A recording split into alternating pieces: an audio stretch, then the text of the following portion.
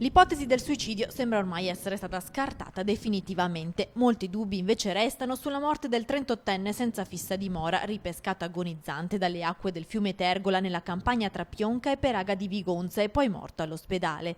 Sul viso ci sono segni evidenti, un taglio profondo sull'occhio sinistro e lesioni alla mandibola compatibili con colpi inferti con un oggetto contundente. Ferite sono state riscontrate anche sulle orecchie.